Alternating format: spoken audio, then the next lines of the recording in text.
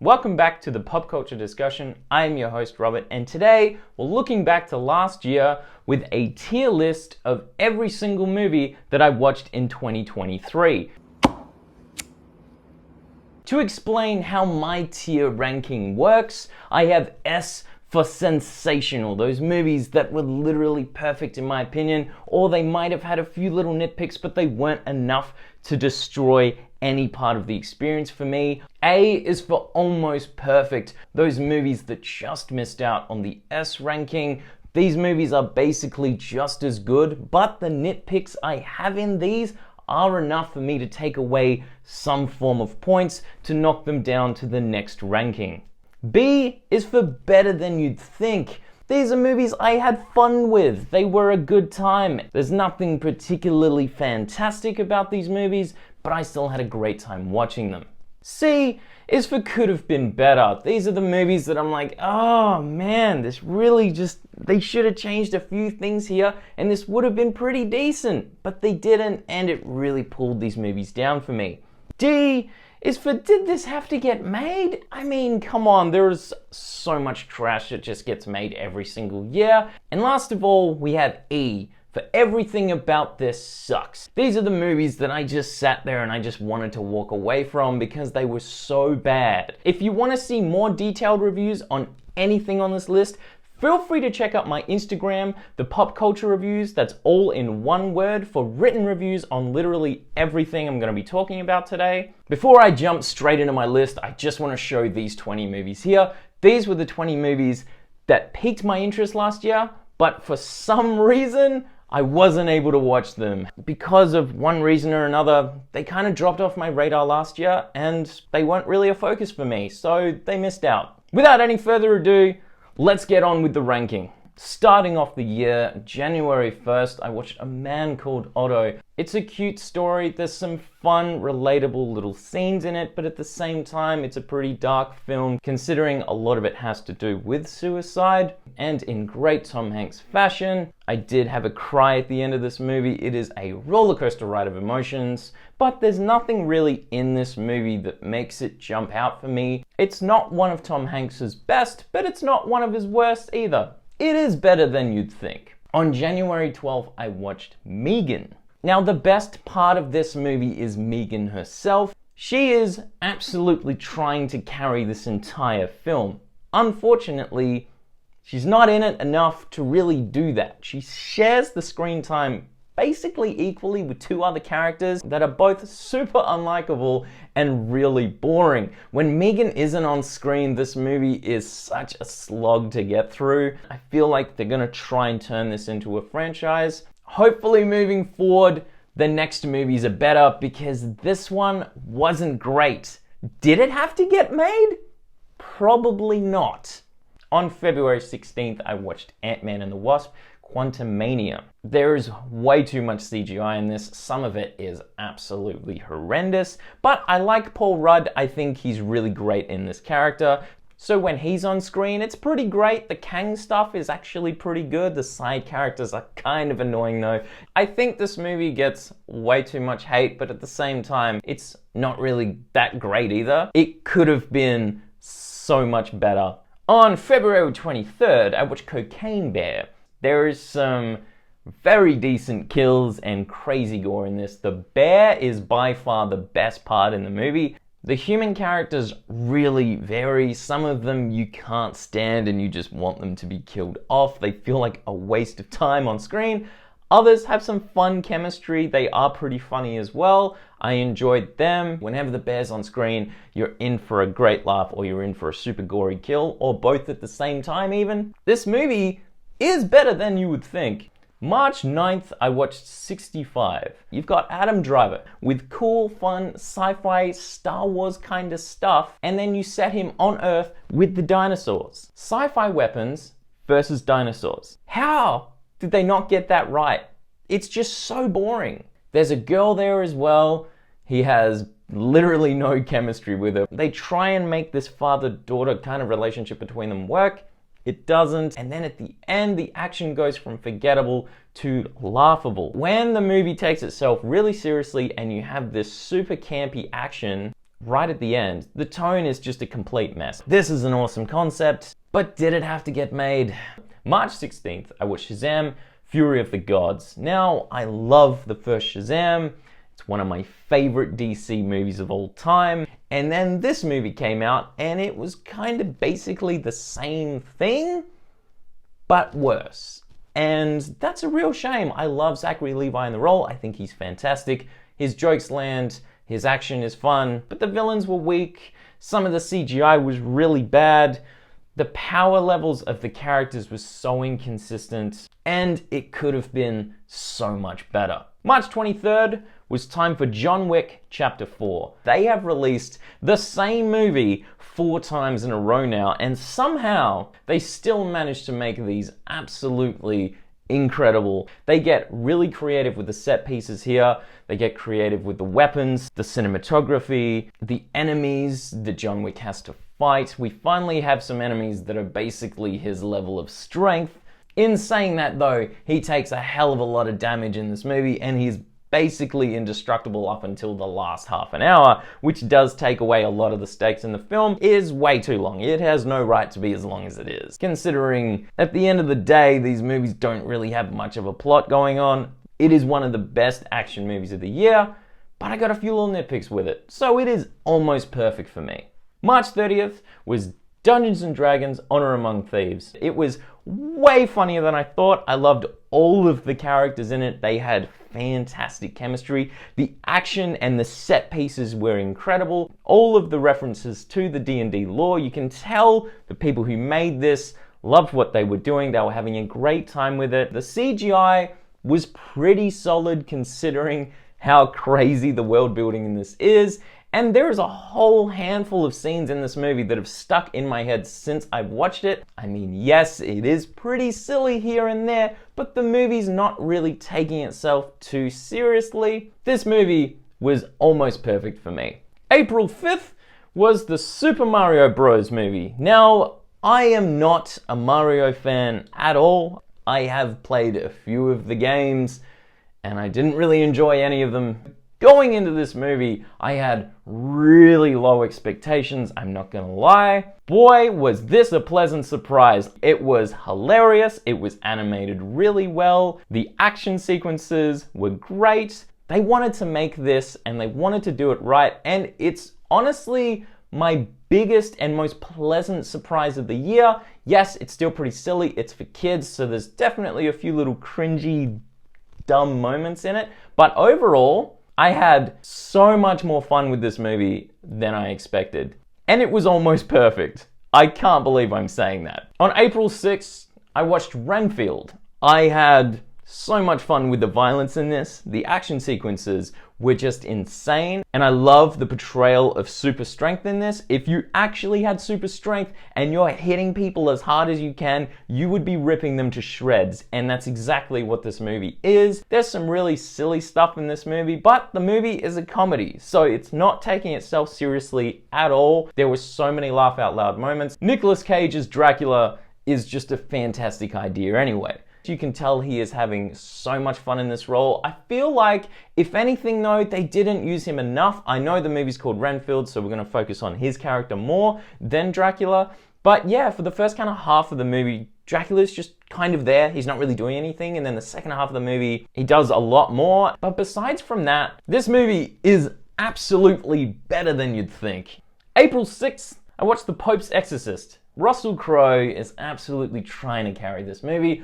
I don't know about the accent though, it just feels kind of weird coming from him. It just feels kind of fake. It's so obvious that it's not his real accent. And the tone of this movie is just all over the place because there's some really silly moments, but some super serious dark horror moments as well. So I'm like, what are you guys trying to go for here? It's so inconsistent. And honestly, for the first 2 acts of the movie, I was extremely bored. It plays it way too safe. It's very generic, but then the last act of the movie, I was like, wow, okay, things are starting to pick up, and then the last kind of 10 minutes of the movie are pretty good, but to be honest, it's too little too late by that point, and it's just not enough to save this movie, and it just leaves you with the question of, did this movie need to get made? April 20th is Evil Dead Rise. This is easily the best Evil Dead movie, and at the same time, it has nothing to do with any of the other movies, so it absolutely stands alone, but it also feels like a sequel. The performance from the mother in this is incredible. She's so creepy. She does such a fantastic job. The gore is just insane. It absolutely deserves that hard R rating that it gets. I think my only issue with this is that because it is trying to do the silly stuff combined with the more serious stuff, it kind of just throws those back and forth the entire movie. And yes, it does juggle them pretty well, but it doesn't fully embrace either of them, if that makes any sense at all. They should have really embraced the comedy or the scares, but they didn't, and that's okay with me. I still had a great time with it. It's still an insanely entertaining movie, and it is better than you'd think. May 4th, I watched Guardians of the Galaxy Volume 3. Now, as much as I enjoyed this movie, it is easily the least funniest of the 3 Guardians movies. But yeah, besides from that, this is an incredible movie and a really good wrap-up for these characters. Not only does this movie have the best action of the 3 Guardians movies, it has some of the best action in all of the MCU. This movie is almost perfect for me. May 18th, I watched Fast X. Now, this movie is absolutely ridiculous, but I watched it with my fiance and we had some of the biggest laughs we have had all year watching this movie. It wasn't trying to be funny, but it was absolutely hilarious. The script is awful. The action is so unpractical, so over the top, so exaggerated that you just have to embrace how campy and silly this movie is. Luckily, the movie doesn't take itself seriously in any of the action sequences. It's so ridiculous. Vin Diesel is basically just picking up cars and throwing them at people at this point. Like, that is how crazy this movie is, but we were just laughing so hard throughout the entire movie, and we were extremely entertained because of it. We had a great time embracing the campiness of this movie, and so, in my humble opinion, it is better than you'd think. I know people are gonna be like, what the heck, you're giving Fast and Furious a B? It is. June 1st, I watched Spider-Man Across the Spiderverse. Easily one of the best movies of the year. Some of the most impressive animation I've ever seen. Some of the most intense Spider-Man storytelling I've ever seen. Love all of the new characters introduced. The soundtrack is incredible. The action, again, just every single set piece in this movie is so good. It's like, almost 3 hours long, and it just flew by. So much happens in this film. There is one scene in particular that will go down in history for me as one of the greatest animated sequences of all time. If you've seen the movie, it's the chase sequence, obviously. I mean, come on. Like, the animation and the action and just so much happening at once, it's just mind-blowing. So it is very obviously sensational. And on the same day, June 1st, we watched The Boogeyman. The scares in this movie hit me real hard. This is one of the scariest movies I've seen for a while, and people might think that is ridiculous. This movie isn't scary at all, because that's exactly what my fiance said. And that's fine. If that stuff doesn't scare you, that's all good. But being alone in the dark in your room and there's a monster in your closet and then it goes under your bed and it's watching you and you have a little light and you're trying to find it, that stuff is terrifying to me. And this movie is full of that. So when it comes to the scares, when it comes to the intensity, and when it comes to the creepiness of the monster, I think this movie did a fantastic job. Unfortunately, in between all of those scenes, it's so generic, it's so boring, the characters are just lame, the side characters are really unlikable. So yeah, it evens out to a pretty average experience. It could have been better. June 15th, I watched The Flash. Now I know so many people hated this movie, and I completely understand why. The CGI is horrendous, the storytelling's all over the place, and the final action sequence is on like one of the most generic and underwhelming battlefields in all of superhero history, but at the same time, I found a lot to enjoy about this movie. I loved all the Batman stuff. When they go and save Supergirl, that whole sequence is just fantastic. I think the chemistry between Ezra Miller and Batman and Supergirl is actually really good. I think his chemistry with the Justice League is terrible, and that's why I can't stand him in the Justice League movies. But yeah, I think he did a way better job here.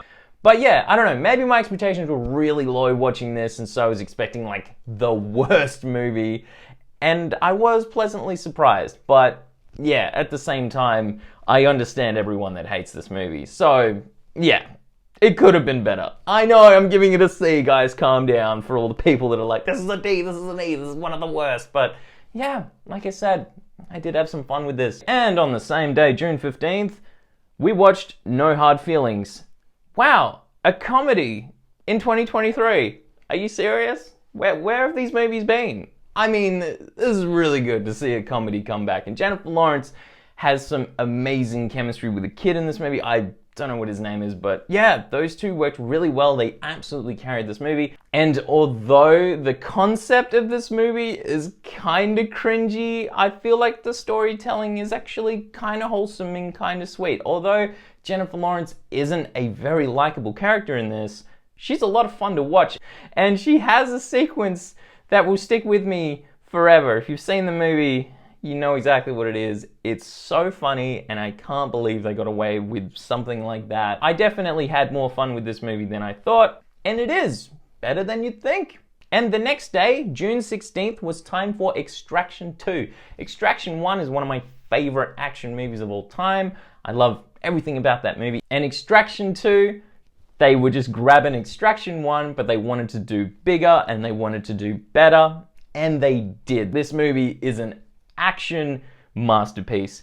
The cinematography, that one shot that goes for like 20 minutes, is one of the coolest action sequences of all time. Like, honestly, it's just incredible. Chris Hemsworth is so good in this movie. I love all the characters in it. Yeah, the little kid was kind of annoying and he kind of messed up their entire plans, but the movie probably wouldn't have happened if he didn't. If you want an action movie with top tier, one shot, immersive cinematography, brutal action, crazy kills, and epic set pieces, these are the action movies for you.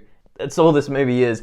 And when that's what it's offering, and that's all I want, it is sensational. June 22nd, I watched Transformers Rise of the Beasts. Like, there's just nothing special in these anymore. They've remade the same movie 10 times. And for some reason, they still make so much money. I don't understand. Like, yeah, the CGI is really impressive. It still looks fantastic. They've clearly put a lot of money into that. But the human characters are still boring as hell. We don't care about any of them. Just give us more of the Transformers stuff. And I can't believe I'm saying this, but I actually miss the Michael Bay style of cinematography and movie making that he put into these movies. He gave these movies a sense of scale and threat that you just don't feel in these anymore. It's at a point now where it just feels like a kid has just got his bucket full of his Transformers, he spilled them onto the floor, he's just grabbed one guy, grabbed another one, and they're just fighting each other. I mean, I will admit, I did like the little tease at the end of this, having them want to cross over Transformers with G.I. Joe. I think it's kind of cool, but yeah. Did this movie have to get made? No.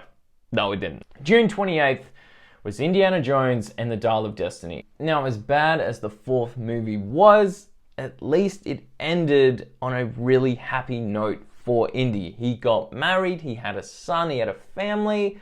It was actually a really cute ending to that movie, and it should have been the cute ending to the franchise. But no, Disney had to drag out another one, and not only did they do that, but they stole everything away from him. This one, they're like, this son is dead. Indy's getting a divorce. He's depressed. He's over life. He is a grumpy old man for this entire movie, and he doesn't want to be there. This is very clearly somebody else's adventure, and Indiana Jones is just there. They're just dragging him through this thing. He's basically no help to anyone the entire movie. There's this lady that is just showing how much of a better version of him she is the entire movie. And in doing that and in being as arrogant as she is just the most annoying character ever put into an Indiana Jones movie. And then at the end, they finally give him happiness and put him in a location that he has been studying his entire life. And he's like, I want to stay here. I want to be here. I will be happy. And she goes, no, you can't have this. They finally let Indy be happy and she just steals it away from him like immediately. Like her character was so unlikable. If you can watch this movie just as an action movie and you can get past the fact that it has some of the worst green screen we have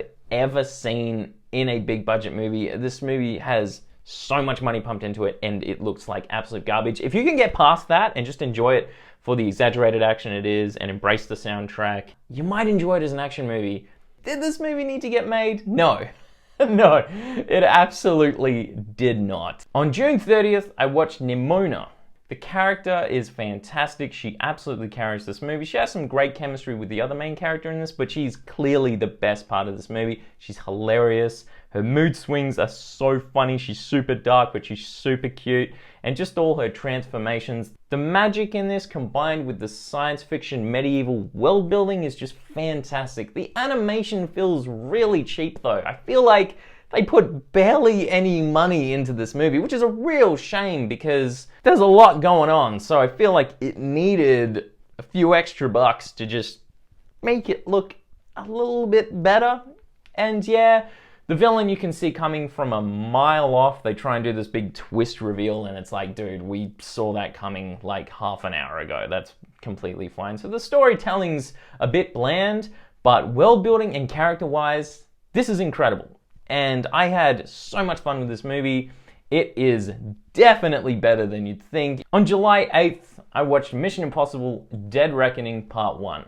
My expectations for this were insanely high. And did it reach those expectations? Absolutely. Tom Cruise is an absolute beast. He is always blowing those expectations sky high. And I had so much fun with this movie. Every single action set piece is just incredible. It just goes from one crazy stunt to another. The threat is kind of scary in this one. It's an AI and it's different. Like, it's legitimately dangerous. I was like, I don't know how they're gonna beat this. It has a trick up its sleeve for every single advantage that Tom Cruise has, and it crafts some of the most intense sequences of these movies so far. And the new characters are great. They got some great chemistry with Tom Cruise. Honestly, if you're not on board the Mission Impossible movies yet, what are you doing? These are some of the greatest action films of all time. I cannot wait to see the next movie and see how this series is wrapped up.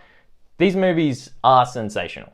On July 27th, I watched Talk to Me. This is a really, really decent Australian horror movie, especially considering it's made by a couple of YouTubers. This is crazy impressive. This movie is super creepy throughout the entire film. There's some really decent shock value here. Sometimes they take it a bit too far though, and you're like, that's just gross, man. Come on, I didn't need to see that.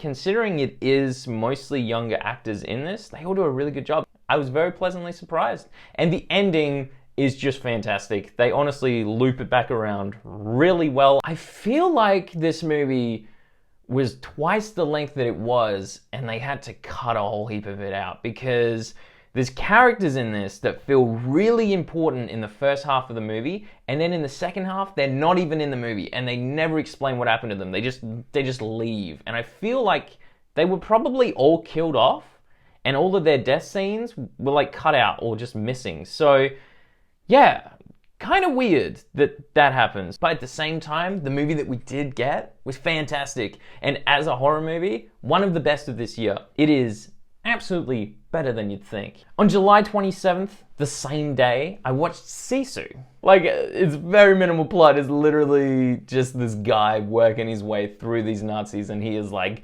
the ultimate killer. And yeah, I mean, he is given situations where he absolutely should have died. His plot armor is way too thick, but it's more embracing that 80s, 90s kind of movie making vibes. So they were the movies that we got back then. The kills are insanely gory, and the way he kills the big baddie at the end is so over exaggerated. Although some of the green screen effects at the end just do not match the rest of the movie. I feel like they ran out of budget right at the end of the movie. Considering the main character literally doesn't talk the whole movie, the performance is really solid. It's gritty, it's dark, but it's silly, it's over the top. It meshes all the tones really well. And it's definitely better than you'd think. And the next day, on July 28th, I watched Hidden Strike. This movie looks like a PS2 cutscene. The entire movie. Honestly, the green screen effects makes Indiana Jones look like it's Oscar worthy. This entire movie, I think, was just filmed in a green room. And they very clearly had two ideas for this movie and they couldn't decide which one they wanted. So they're like, bugger it, just do them both. We'll do the first movie for the first half, which is terrible. And then we'll do the second movie for the second half, which is slightly better, but still terrible. The plot armor on these characters is insane. The damage that they take, or the things that they fall through, or the car crashes that they have, should absolutely kill them. And they walk away without a single scratch. It's so ridiculous. This movie is awful, and everything about it sucks. On August 3rd, I watched the Meg 2, The Trench. First act is really slow and almost nothing happens. The second act is The Trench, which is kind of just feels like a horror movie, and it's also taking itself kind of way too seriously up until a point where Jason Statham basically looks at the camera and goes, I'm no longer taking this movie seriously. I'm Jason Statham. I can do whatever I want. And then the third act is so ridiculously insane and it just embraces the campiness of it that it's actually kind of fun. So yeah, this movie's kind of a mess. It's kind of all over the place. By the end of this movie, Jason Statham is on the world's fastest jet ski, driving out to the middle of the ocean to fight 3 Megs and somehow not die immediately. If you like Statham movies and you can embrace the stupidness of this movie, you're gonna have some fun with it. I'd say it could have been better. On August 10th, I watched Dracula, Voyage of the Dementor. I like the kind of gothic aesthetics of the whole movie and the whole trapped on the ship concept with Dracula. I think that's kind of cool, and the actors are decent. It's a good cast. But the movie is so boring. How did that happen? I have no idea. The kills are really quick. They try and make them all gory and shocking, but they're just not. It's not scary. And the characters have zero logic throughout the entire movie. Like, something will happen to a character, and it's so obvious that the next time they see Dracula, let's not repeat that mistake. And they repeat it like 2 more times, and then they realize, oh, whoops. Like, it just makes for the laziest, cheapest writing. And yeah, this movie was just so forgettable. And I feel like they kind of ended it like they wanted to make a second one, and I was like, please, don't. Because did this movie need to get made? No. No, it did not. On August 31st, I watched The Equalizer 3. This is Denzel Washington just hanging out on a holiday, having coffees with his mates, but the second he goes to kill people, it's like a switch in him. It's like he activates invincibility mode and he's playing GTA and he will just walk up to the bad guys and just clean them up in 5 seconds straight. And I'm not gonna lie, that's kind of underwhelming. As badass as it is, these villains have all this build up as being these like crazy big baddies that he's gonna have to fight, and he cleans them up in 5 seconds. Like they are nothing. Like they're just an inconvenience to him. Like, I love Denzel Washington. His performance is really good in this. And yeah, this movie is pretty entertaining. But pacing-wise, it's all over the place. Could it have been better?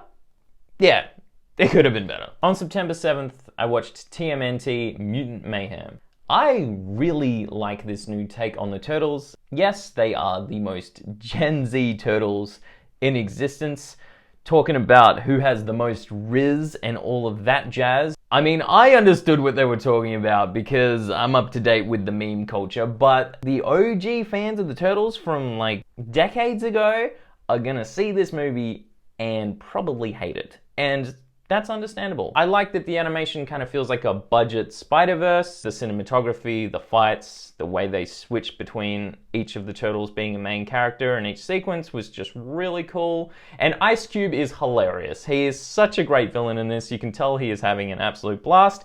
And the turtles actually sound like teenagers. I feel like this is the first time I've heard the TMNT crew sound like a bunch of kids. And I respect the movie for that. Honestly, I had a really, really fun time with this, and I hope they make a sequel because I want to see more of the turtle shenanigans in this world. It was almost perfect. On September 22nd, I watched No One Will Save You. Like, it's a fun concept, and as an alien invasion movie, it does those scenes really well. It's super intense, it's pretty scary, the aliens look great, the CGI is awesome, but the movie has zero dialogue, and it's so strange. Because it doesn't really need it, but at the same time, It's really missing it. And then the ending of the movie is just kind of underwhelming and strange and cringy, and it just doesn't match the rest of the film because the tone of the ending is just so out of left field. So it could have been better. On October 17th, I watched Mortal Kombat Legends Cage Match. I think this movie is the best we've ever seen Johnny Cage. He's honestly hilarious in this. This movie's way funnier than I expected, and the action sequences that it provides are pretty fun, although they do play them pretty safe, and there aren't very many Mortal Kombat characters in this movie, especially considering the previous films. This is the 4th movie in this franchise now, and all the previous Mortal Kombat animated movies have so many Mortal Kombat characters in them, and this one had a handful. So it absolutely feels like they are lacking in that part of the storytelling. It could have been better. On November 10th, I watched Deep Fear. Within 10 minutes, I realized this is one of the worst movies I've ever seen. So I started playing a video game and watched this in the background. The acting, if you can call it that, is some of the worst I've ever seen. The main, I don't want to say actress because she's not, I don't even know what she's doing. Model, I guess the main model of the movie is clearly not an actress.